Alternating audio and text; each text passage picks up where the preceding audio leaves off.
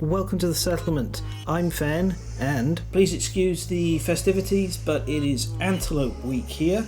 We are celebrating all things antelope. It's been an absolute blast. Before we get into the overview and review, as usual, like, comment, subscribe, support via Ko-fi and Patreon if you can. If not, I understand.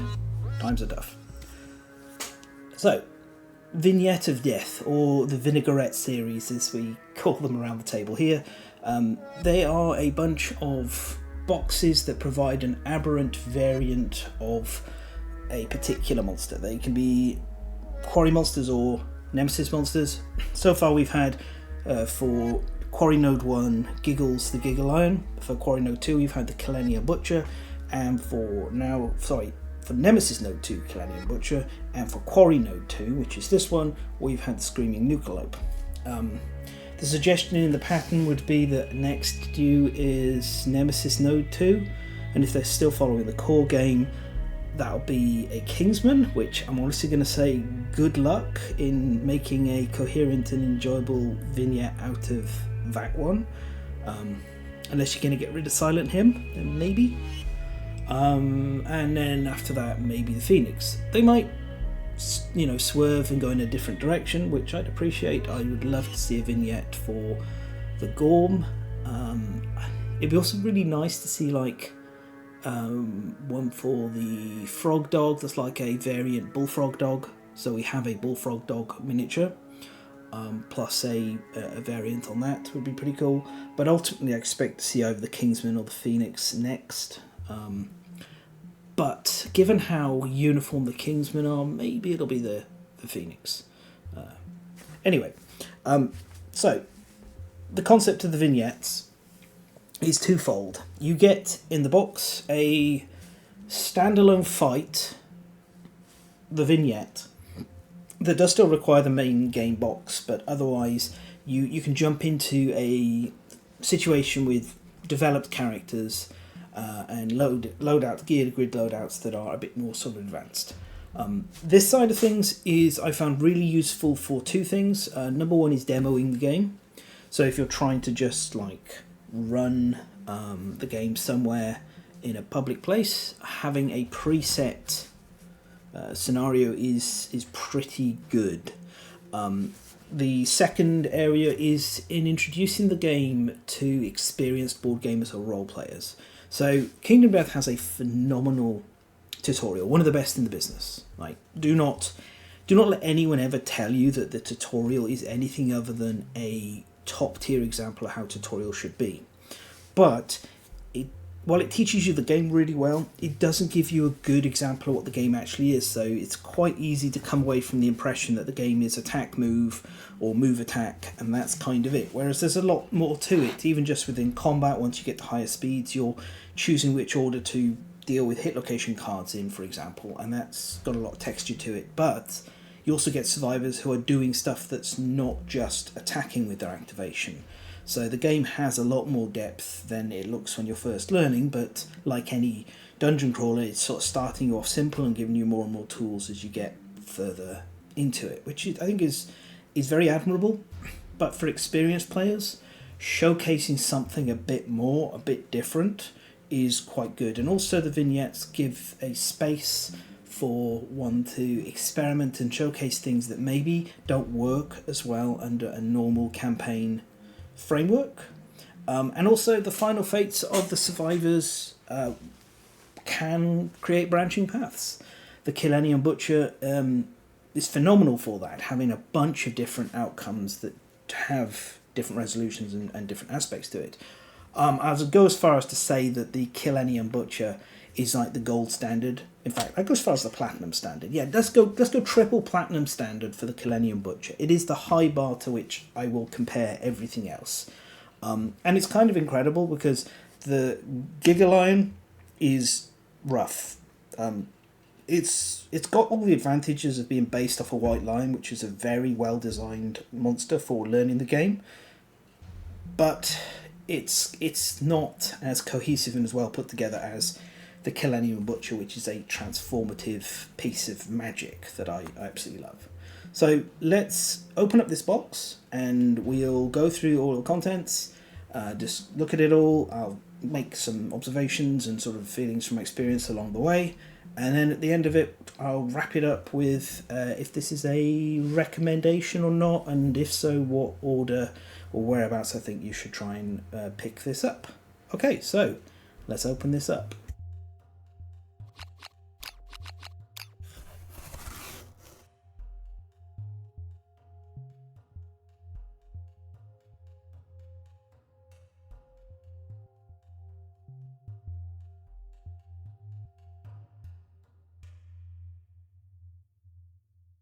Okay, so here we are. This took a fair bit longer than normal. One of the main reasons for that was that the gear grids for the vignette survivors are not populating correctly yet. That shouldn't be a problem with the physical version because the gear grids just have the cards printed on it. And for the...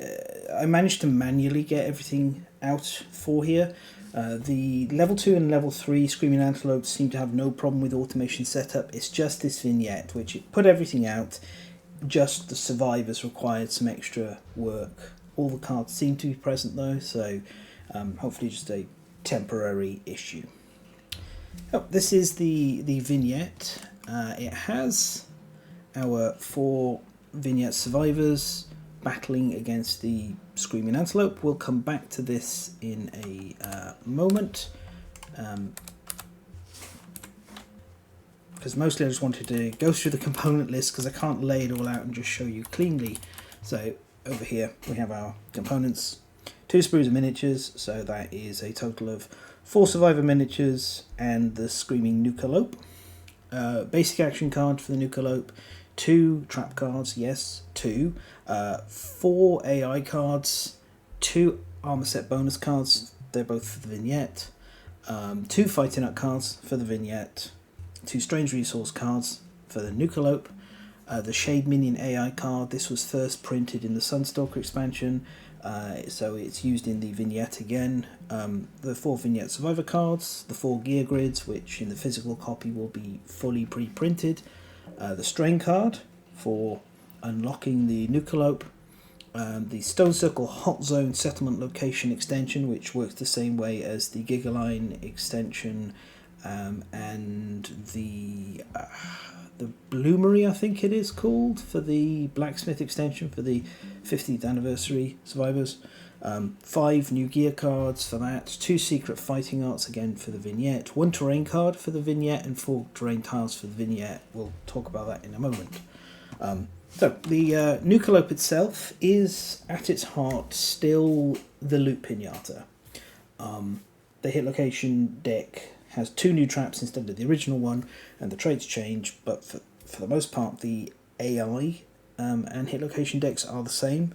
There are some changes in that Fairy Tale is taken out of the hit location deck and replaced with one of the traps, and the other trap replaces the trap, and it gets these new trait cards.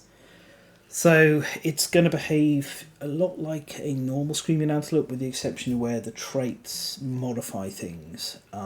That means it's, as far as I'd say, it's not super scary, this monster.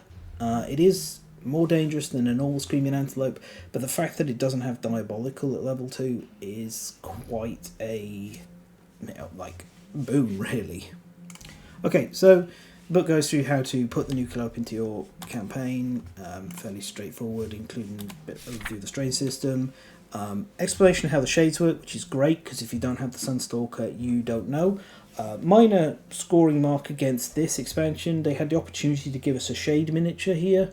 They didn't, and still expect us to just have painted black survivor miniatures to use, which I don't think anybody does. So I'd really like to see some dedicated shade miniatures be released, even if they're an extra purchase. It'd just be nice, especially, we'll look at the miniatures in a moment, you can see how cool the shades would look. Apart from that, it's very interesting how the shade affects everything, get back to that. We also have rules for Ashbloom. Ashbloom is a wardrobe expert, which is normally a fighting art that you just don't bother using because it requires archiving gear. Well, Doesn't matter here. You're doing a vignette, you're doing a one-off. This is like the very end of a campaign. If you're archiving your gear for a benefit, here it matters. So it takes what is normally a kind of meh fighting art that you look to get rid of, into something that's actually quite interesting and delightful to play through.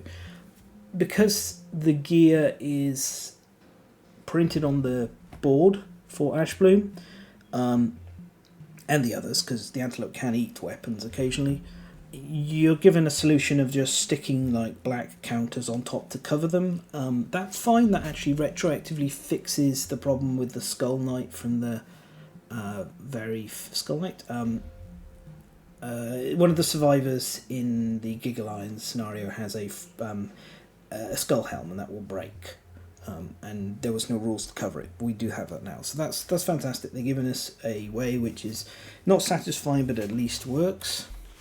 Then we have our little story vignette, the backside of Destiny. I'm going to flick through these so you can read them, and I will overview the whole thing as well. But we've got our 4 characters on Monday: Nostin, Ashbloom, and Ashroot. Ashbloom and Ashroot are twins. Monday is just one of those people who has absolutely no brain-mouth barrier at all. So she just says, she talks instead of thinking. She just says it. Something I very much understand. Nostin is our like lead character and kind of, as far as the comedy goes, straight man for the whole thing. Without Nostin's presence in this, the story would be quite farcical, because all of the other characters are genuinely cartoonish and complete idiots. The fact that Nostin is struggling to deal with them all and really fed up with it helps sell the story. Ashbloom is, as you will see as we flick through here, absolutely dedicated to wardrobe artist as her entire thing. She takes immense pleasure out of it. And then there's poor old himbo Ashroot, who is utterly embarrassed by the way his sister behaves. Otherwise he's okay, you know. It's just, we love a himbo. We love a good himbo. He's a good himbo. And he's another like foil against Ashbloom's antics. So you've seen this by now. This is it's the cloaca ring that it's been referred to, the Phoenix ring. Essentially these guys are trapped in a loop, endlessly fighting against the Screaming Antelope, and they never the Screaming Nukealope, sorry, and they never managed to succeed. And Nostin has dealt with this so many times, and he's the one who wears the ring, so he's the one who bears the burden of all of these endless resets, which is kind of really fun. You can see they have a bit of debate, and Ashbloom gets into her whole bit, which in this case is dumping her waist gear. Finally, Nostin destroys the ring, leaving them in a situation where this is the last try for them, and all that Nostin is like, well, he destroys the ring, he breaks it. He's desperate to just get out of this situation. He's tired, he's fed up, and he just wants to die. He's an old man stuck with a bunch of idiots. So there you are. You can read all the individual panels yourself by pausing. Love this picture. Just adore this. Another joke I really like here is this bit of like her sticking parts of her armor back on and it just sticking on, and it's like, it doesn't make sense and don't think about it, as Nostin says. So finally we get to the vignette itself. Now, cracking on with this, we'll look at the design in a moment and the layout of the vignette. I just want to say in regards to the story, it's not as good as the Kelenian Butcher one, which is, like, in my opinion, really good, because it's quite layered and has multiple branching paths and has a lot of characters who hint at greater things across the world. These guys, they're all from one place, they're far more one-dimensional, but it does work, because although Ashbloom is like just blatant fan service, it's tongue-in-cheek, it's making fun of the fan service itself, and Nostin's fourth wall breaking experience of going through this loop over and over again. So not technically, like, teasing the fourth wall, doesn't really break it, but he's been here before over and over, and he is just so fed up with these guys. Without him, I don't think the story would land well, but the fact that he is this, you know, the straight man to all of the ridiculous antics that are happening clicks in pretty well.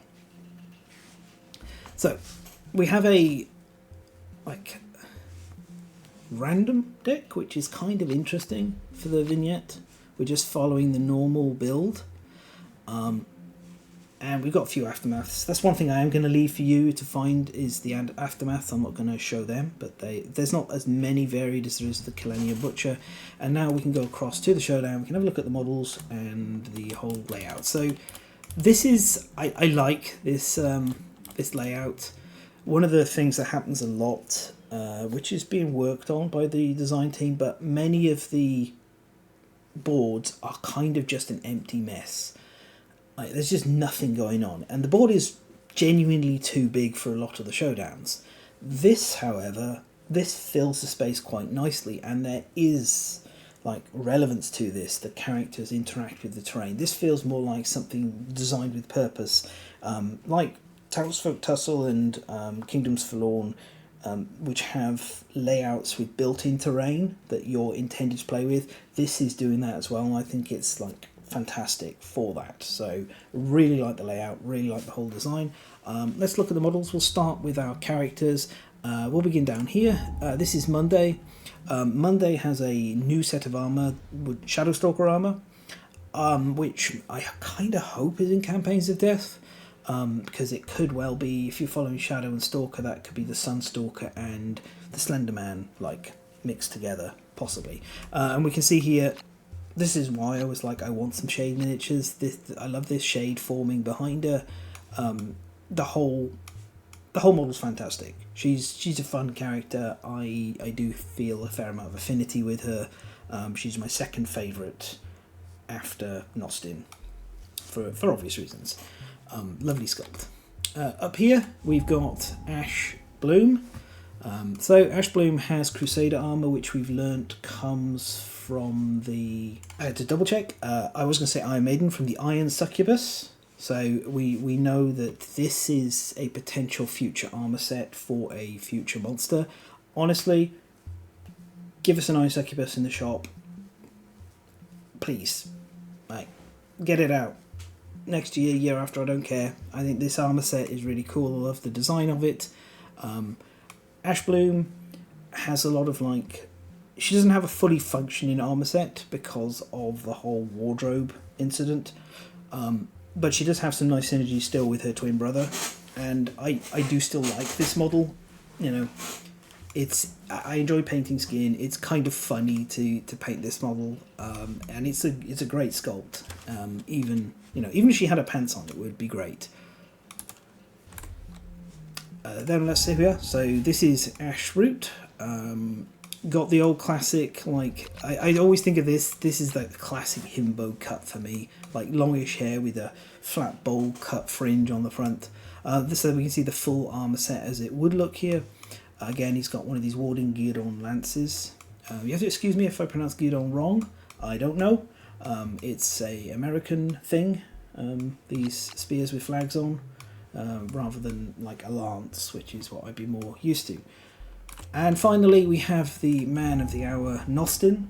Nostin was released in beta form as a photo resin beforehand, and had a like beta version of this weapon. Nostin's got a mixed set on, which I think is pretty cool. Sunstalker, White Lion, Phoenix, and then Sculptor. This seems to be a White Lion Sculptor mix weapon here. That's like White Lion bits on it with... it's got a sculpture name, and this seems to be Sculptor related as well, as are this little necklace here. So it builds up a little picture of the settlement, in that they have White Lions, Sunstalkers, Phoenixes, and Sculptors in the area, as well as the Nukealope, which I like that. Like, it's just sort of environmental storytelling. Finally, we have the Screaming Antelope itself, the Screaming Nukealope. I'm going to say antelope a lot. The Screaming Antelope. Nukealope. The Screaming Nukealope. There we go. Let's try and get it right. Brilliant model. Really like what is going on here. It's weirdly different from the original Antelope while still being quite similar. And the main design of this is quite reminiscent of the artwork that's on the Screaming Antelope Showdown board here. It's obviously not exactly the same, but it looks more like this artwork than the normal Screaming Antelope, which looks like the Crush and Devour artwork. Love this model. I think it's absolutely fantastic. Worth noting, this is the first vignette where the monster space size hasn't gone up. So it's not a 3x3, it's a 2x2. So that does mean as well you could use it just to replace Screaming Antelope if you were so inclined. If you wanted to get a second one and maybe just like change the tail, you could have this as a normal antelope quite easily. Maybe add in some fur on the back, little sculpting job. So great model, absolutely fantastic. Quick run through of our Survivor gear grids. So as I said, I had to manually populate these. Basically, I had to click populate record gear, and then I had to copy these and get them in via the old, the old search, F3 search. But they were all present, which is great. It just didn't automatically populate them. It also didn't automatically populate things like this card. It did give us the anxiety, did put these in play, but like Ashroot has a specialization in shield, and that wasn't included. I also had to fill in a few bits and pieces on here, like you can see already. Still, I've not put the anxiety in for disorders. That should be there. I had to fill this in. Ultimately, not a huge deal. I'm sure the automation will get fixed, and the important thing is I couldn't see any problems with the normal level 2 and level 3 Nukealopes, and that's most of what you're going to be setting up.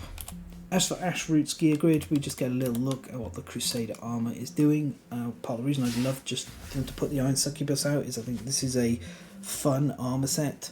So you're quite a bit slower with it, but you gain the ability to keep the monster's attention on you, and you have a lot of like protection, especially here with collision based. So one would assume the Iron Succubus also does some colliding, and this little like just constant survival gains for the top of the helmet, for the headpiece I should say. I think this is very cool, like relocating where your hits go, sweet. And the Guidon Lances, so these as well I think were released as beta gear, I want to say. Or was it, no, hang on, it was in the Ash Bloom of Deadheim set, I think. As all of a sudden version. Anyway, the Guidon Lance is here, that's what I should talk about. It's quite an interesting little weapon, not like super great on the strength front, but you get to copy attribute tokens to another paired Guidon Lance, so that is this whole working with Ash Bloom. Ashroot is just like the tank of the group. He's the wall on which the Antelope is intended to smash against as much as possible.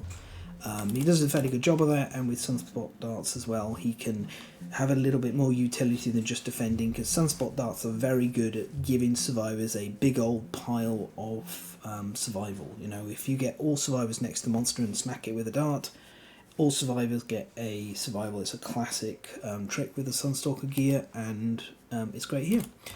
Crusader Armor step bonus. Block hits gives you strength tokens, so that's how we overcome the Guidon Lance gradually over time. And he has anxiety, which starts him off with priority target because he has no stinky gear. His twin, Ashbloom. Okay, so she has the Guidon Lance to combine with that. She has most of the Crusader heirloom set, but she's missing the pants for obvious reasons. So she doesn't have as much armour. She has a little bit more starting strength. And she archives gear via Wardrobe, Wardrobe Expert and Unshackled. So Wardrobe Expert, she suffers severe injuries, you can archive gear at that location, and then Unshackled lets her just toss armor gear away to gain these bonuses, but it also triggers if the Dried Acanthus gets archived or the Musk Bomb gets archived.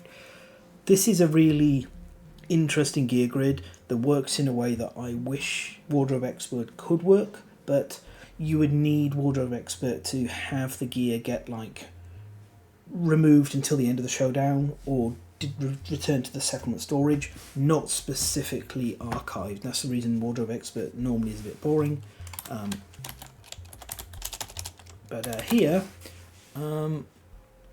we have our is it? No, that's the disarm tokens. I was just gonna grab the tokens. So let's see, green. It's just green. No, the lantern tokens. I'm gonna give up if I don't find it here. Yeah, okay, yeah. So you're just supposed to use these tokens, and as things get archived, you put them on top. We can actually archive them though on the simulator. So physical solution, but we have a better one digitally.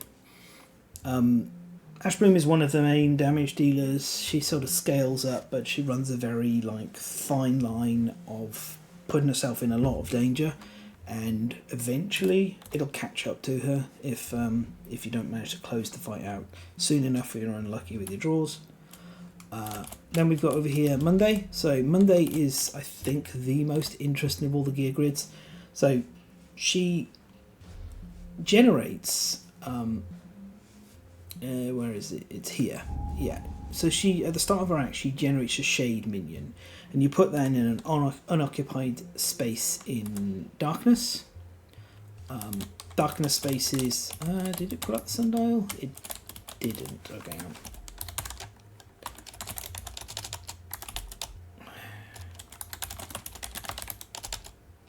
I'm going to have to pause a second and grab it, but I can't remember the name of it. Okay, so here we are. I managed to grab it. Now, the rules are explained partially on the Homongi. Terrible pronunciation, I guess. But this is a bit clearer, is that basically if there is somewhere that is specifically listed as darkness, then that survivors in darkness, otherwise they're in light. And for the purposes of here, we have spaces in the monster's blind spot, spaces adjacent to the obstacle terrain are in darkness. So this sets up darkness that then the caster deploys the shade into. And the neat thing about this is the shade is a minion. So you're going to have a miniature that represents the shade, like this is or I think more accurate would be use Alistair, considering how much he plagues everyone's existence. But the shade is a hostile entity. But the first time you die, you meld into the shadow. You get like a full heal, all permanent injuries, all of that. The shade's gone and you come back. And then on your next act, the shade will return as well. So effectively, Monday's got an extra life, of which you have to deal with a pesky, annoying minion that's hitting survivors or trying to hit them, as a part of the whole sort of thing, which is really fun. And as, once you've respawned, you still have to deal with the shade. I think this is such a neat and intriguing and interesting thing that that's why I hope my speculation on it being Sunstalker plus Slenderman like combo gear, synergy gear, is, I hope it comes true, because this is really fun to play with, really interesting, really cool. And Monday is like one of the damage dealers. She's like very much following the tradition of Sunstalker gear, which is very blind spot orientated. And as you can see, we have like +6 evasion while in darkness, which is by obstacles and adjacent to obstacles, and in the monster's blind spot. She has blindside here, which is an ability that works when you're in the blind spot. Blindside is when you wound the monster from its blind spot with this gear, all of its reflex reactions become failures until the attack ends, which is like very nice, decently strong. But also really cool. Once per round, if you draw the trap, you can pop it back on top of the deck. If you hit both trap cards though, well, you know, you're on a limit once per round, so tough luck. Very cool weapon, very interesting. Everything about this has me super excited for Campaigns of Death. And, you know, Adam, Team Death, Anna, please don't let me down. Let me play with this set with Campaigns of Death, because I want it even more than I want the Crusader armor. This is my jam.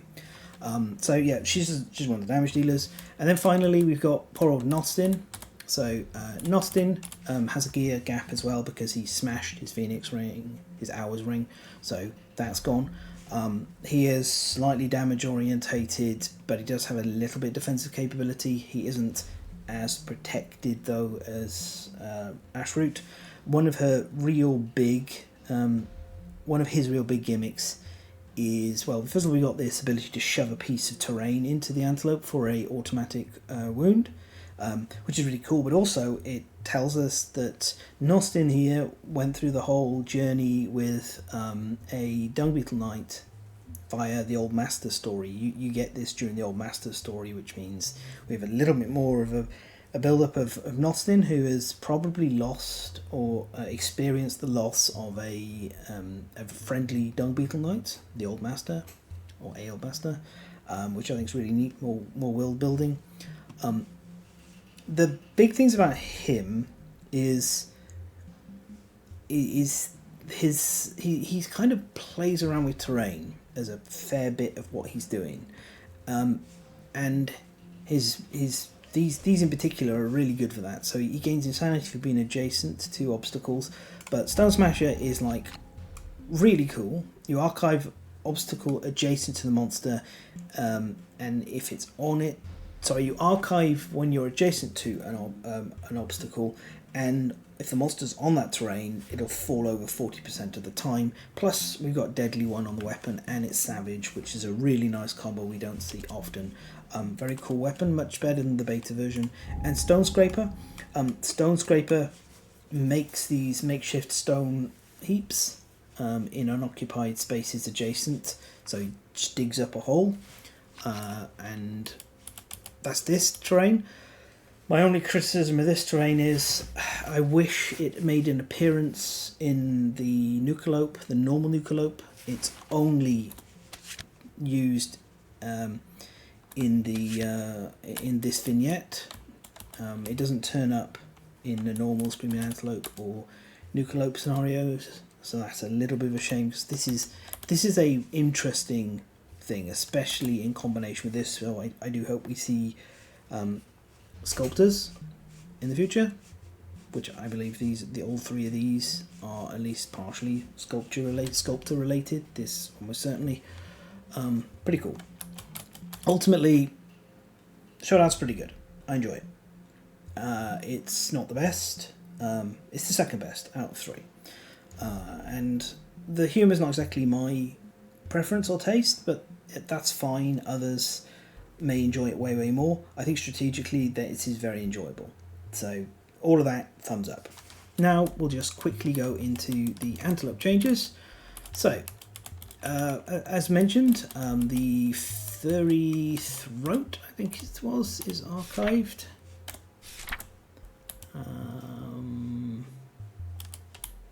Yeah, Furry Tail, sorry, Furry Tail is right there. Furry Tail. That is archived, and we have the visions, and this is the profile, but we'll take a full look at the entire thing here. So our level 2 has 11 toughness with an extra +1 accuracy token.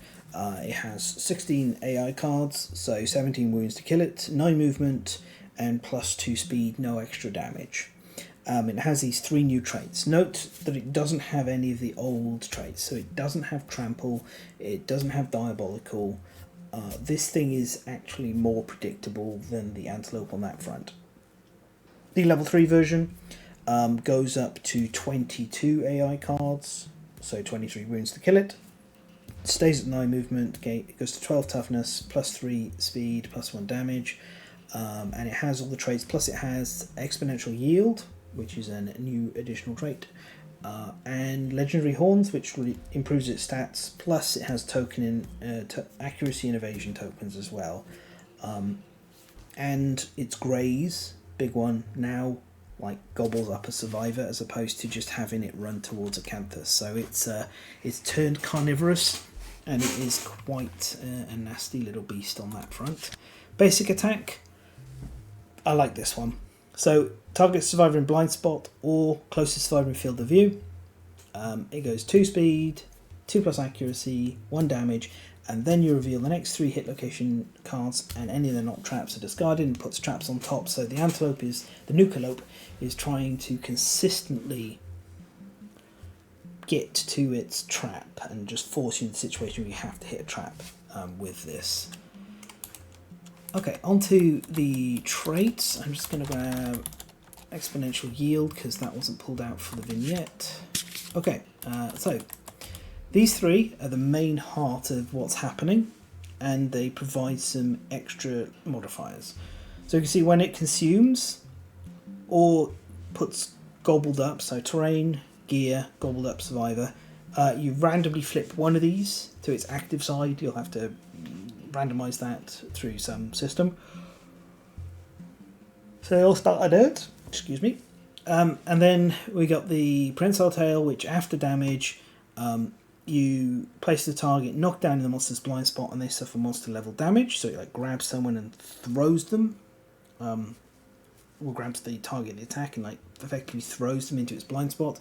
And then we've got critical mass, which has this critical zone, which is a 3 zone, so that's all directions 3 away, including diagonals.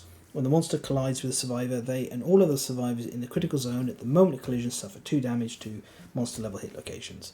So we can see how it's trying to do a more dangerous form of grabbing and consuming. But as I said, it doesn't have diabolical. I mentioned that a few times because it makes quite a big difference.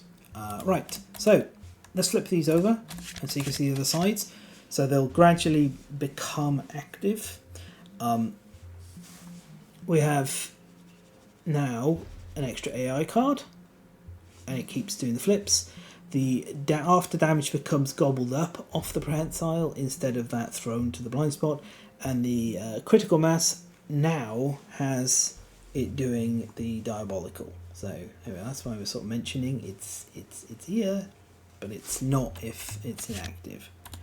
And finally, exponential yield, we increase the value of all monster levels by 2, so these numbers go up quite a lot more. Big numbers, quite a fairly scary thing. Okay, and then we have the trap, which is, there's 2 of them, like the Watcher.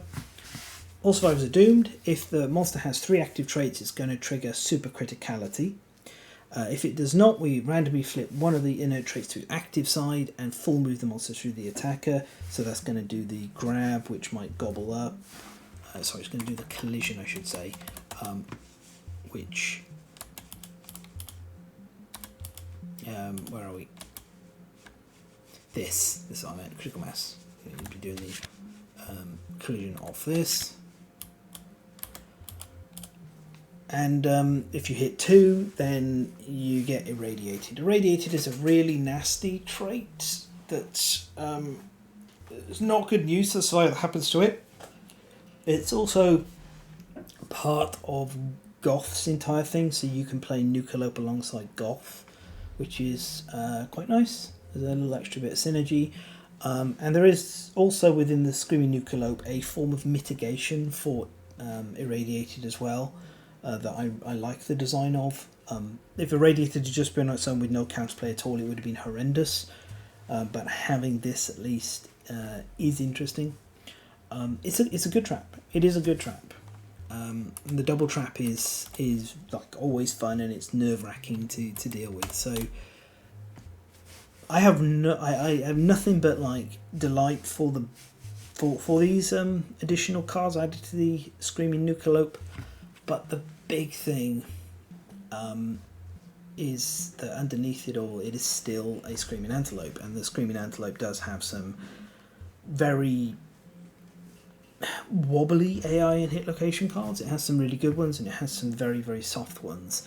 And a lot of what still works against the Antelope does work against the Nukealope as well. You know, I'm going to be a bit rude and say it's kind of like lipstick on a pig. You know, that's sort of what we got here. It's not addressed a couple of the fundamental problems that exist within the Screaming Antelope. There's like the Antelope's trap and the Antelope's traits were not the problem with the Antelope, so we still have those problems there. But we do have like some vicious traits, and it is a fun game to watch this build up.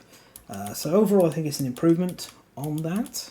But I'm not going to trash it because we do get this. So when we beat the when we complete the normal Screaming Nukealope scenarios, showdowns, the first time we get the Stone Circle Hot Zone.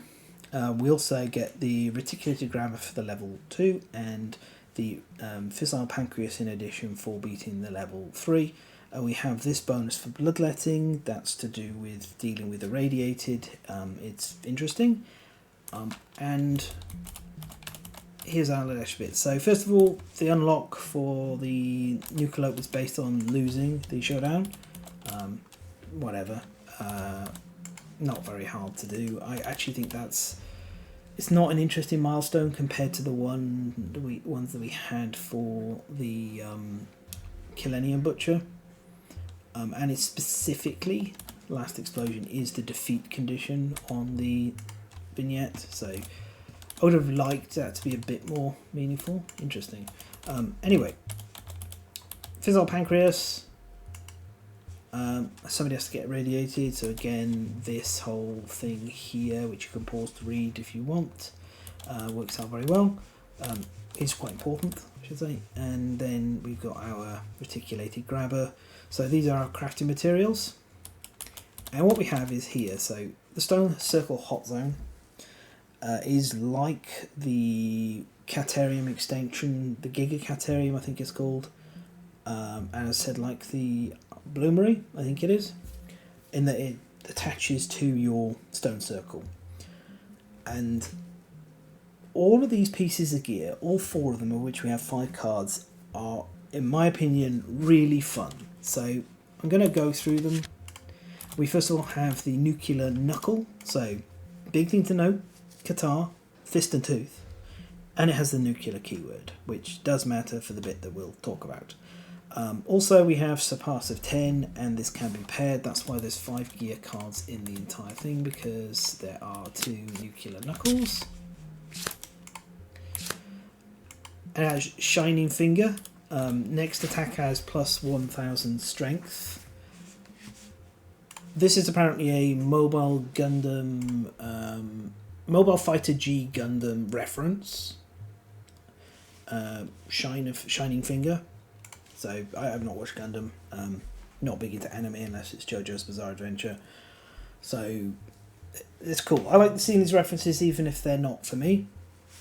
Super funny, like nuclear related with the brain damage. That's similar to the way that the dagger and scythe work from Dragon King, and just a ridiculously big number. Who doesn't love plus 1000 strength on Surpass 10? Hell yeah, that's really enjoyable. And then we got the Nuclear Whip. You know how it is. I'm Kingdom Death's biggest whip, throne, and spear fan. Whips, thrown weapons, spears. Can't you tell I'm a bit tired? Love this weapon as well. Really fun. 3 speed, 7+ accuracy. Has barbed 3, so a bit more of a little tease and enticement to roll those extra dice. Love barbed for rewarding higher speed. Blistering coils. You get to snare the monster. And if it doesn't move until the end of the round, it suffers an extra automatic wound, and this can keep happening like multiple times. Really good. Certain monsters absolutely incredible for. Love it an immense amount. So another just absolute winner for me. And then we have the Atomic Lance, my one of the list of 4 weapon types I love. So we got like 2 of them here. This is an upgrade to the Lance of Longinus, and it's really cool. Really good weapon. So it's 2 speed, 5 plus accuracy, 8 strength, great stat profile. It has unique, fine, no problem. Reach 2, love to see it. And if you're irradiated, has devastating 1, so that's a nice little bit of synergy there. We love devastating, it's very strong.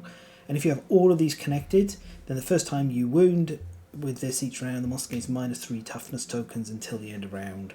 Really cool, like, just sets things up, can really make the monster soft for everyone to hit into, and even yourself, because we love having high speed with spears.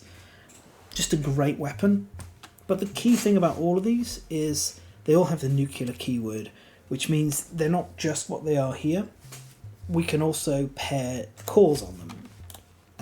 And here's the green power core, which is the new one in the Stone Circle Hot Zone. Jewelry, lantern, cool keywords. All nuclear gear cards in your gear grid gain deflect 2, and you can notice as well this is what we call a crossroads or a core piece of gear. It goes into slot 5, that's the middle slot, the crossroads slot in your gear grid, and it gives you all these green affinities in all directions. And we can see how this has just been carefully thought about. It'll sit here like this next to the lance to cover like one of the spots. Lance would be in slot 5 in that case, but otherwise this will. Just so, this is the design I wanted to see. This is the design that I was like, oh sorry, red power core. Red power core. Look, this is from the Dragon King. Put those affinities on there, ASAP. And I need to grab these anyway because it's worth showing, because each one of these weapons can have access to these. So, you know, we can use a blue power core with any of these for Deadly 2. Incredible stat. Sharp. Again. And I hope in Campaigns of Death that these become item jewelry lanterns as well. And they get these affinities for each of the matching type all around. That's all I've ever wanted for them. I'll be really happy with that change if that's what they're going for. But yeah, this is like a really fun set of weapons. And the green power core also, we have the it works with this, so we get Dragon King synergies with the nuclear knife and the nuclear scythe.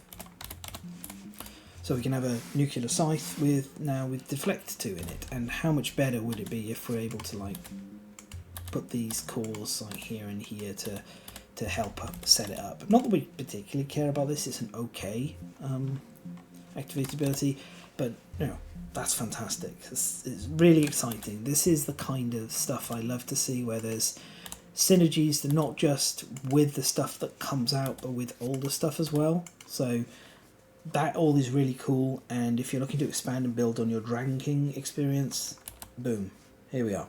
So that's a rather scattered run through everything. Hopefully I've shown it all and not dithered too much. As I say, I'm feeling it a bit today. It's the heat, it's not great.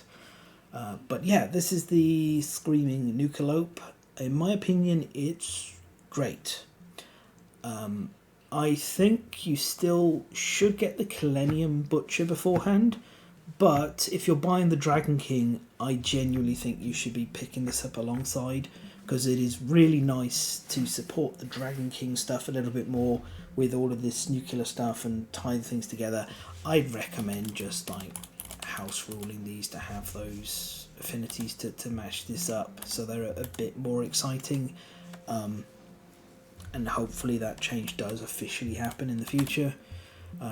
But regardless of that, it's a fun vignette. It's not the best, but it's leaps ahead of the Gigaline vignette.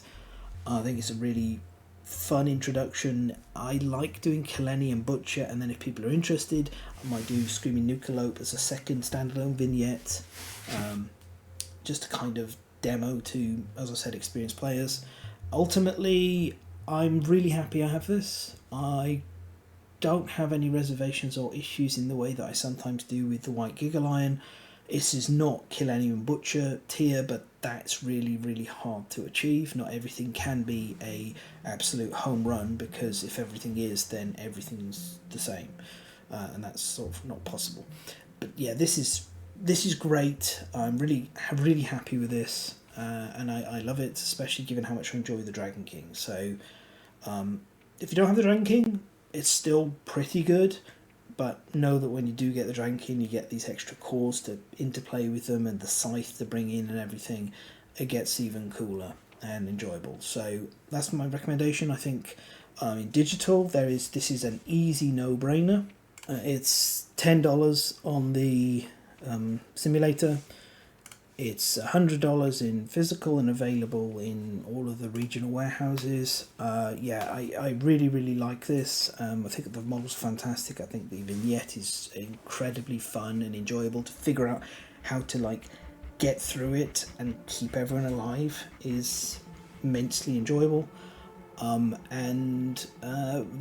in campaigns, I think it's brought new life to the Nukealope, to the Antelope, to the point now that like with the Giggle Iron, I will go level 1 Screaming Antelope, but the level 2 and level 3 are always the Nukealope if I'm having them in campaign. Same thing with White Lion to Giggles, and that's the rules for the Butcher as well. So really excited, really enjoyed this. Kind of looking forward to whatever they do next in the Vignette of Death series. So far they've all been decent. Decent for the Giggle Line, but the other two have been amazing and great respectively. So that's it. That's my recommendation on this. And until next time, happy hunting those nuclear beasts. Bye bye.